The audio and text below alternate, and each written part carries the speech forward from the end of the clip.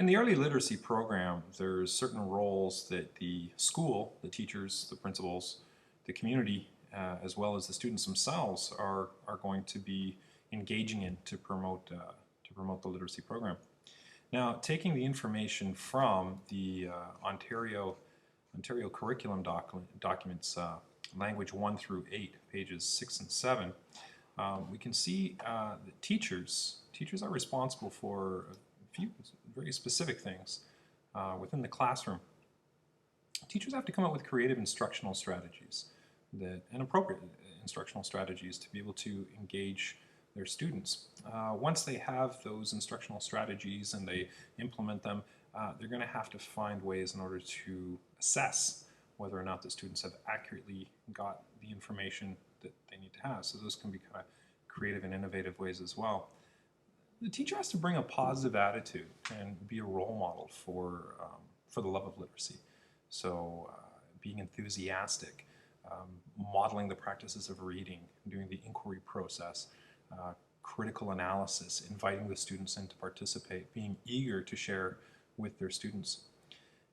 The teacher in that sort of sense has to take into the needs of the students into account. So certainly catering towards their interests, finding out what their interests are and helping to develop opportunities for the students to be able to explore their interests, to keep them engaged and wanting to learn more about. Not just their own interests do the teachers need to provide opportunities to explore with, but to develop their fundamental skills that they're learning in the grade level. So plenty of opportunities to read, to write, to listen, to represent, to speak, to view, and engage with the students in those higher order thinking processes, the critical analysis, what's happening, predicting, having this sort of engagement on a higher thinking level with the students. Really want to have the students trying to think out loud, as the curriculum document says, to kind of get where they're going, what they're thinking about.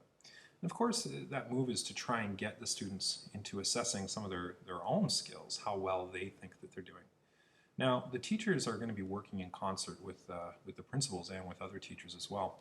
And the principal's role is really to kind of support this learning process.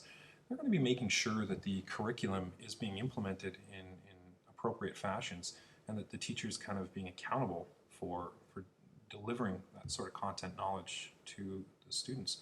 They also might help develop team programs with other teachers, whether it's being a mentoring or whether it's pairing up teachers or sharing of resources or whatnot.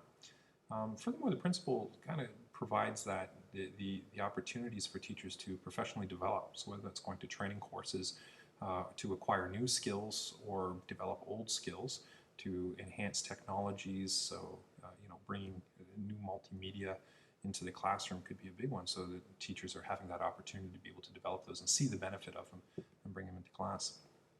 Another component that the principals are required to do is to oversee the individual education plans, or the IEPs that the students are going to have. So they're going to help implement them, as well as they're going to be doing the monitoring process to make sure that those students that may have challenges integrating into the regular classroom, they're having modified programs that can actually meet their needs. So they're seeing some level of success as well as development in the skills that the teacher's trying to teach them.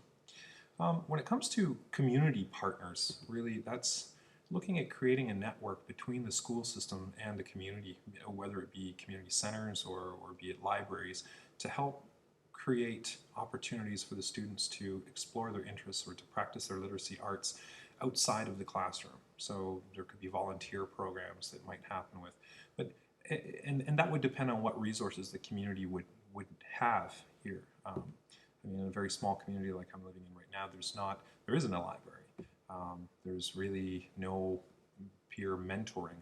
We're putting a program in place where we're having the high school coming down and doing reading buddies with the grade 3s here. So that's kind of getting a different element of community, even though it's still within the education, but having those sort of connections being woven throughout the community. Now there's also the role that the students themselves are going to have to take on. And they're responsible for kind of making an effort. The only time they're really going to make an effort if they're going to see that there's some kind of benefit through that. So having the teacher provide the opportunities for them to meet with success, and having the students realize that yes, I can do that, and see how they can generate that momentum to keep going and keep the learning. The students are going to become engaged in their own learning, well, hopefully with their interests, and start to take responsibility and accountability for their learning process. And certainly this is enhanced by doing recreational engagement. So whether they're going out and they're reading different books or viewing different materials and talking about that with their peers, sharing their writing, sharing their speaking, sharing their viewing experiences, sharing their life experience with other people, being able to communicate and make that meaning. So offering up opportunities, or taking the opportunities to be able to work with peers, parents, or whoever it is that they're discoursing with, family members or friends or teachers. So these are some of the roles that we're really seeing that can help cement the early literacy programs. And certainly it's something that we'd like to foster in the program that I'm developing here, is to try and get all of these members to actively participate and assume responsibility for their roles.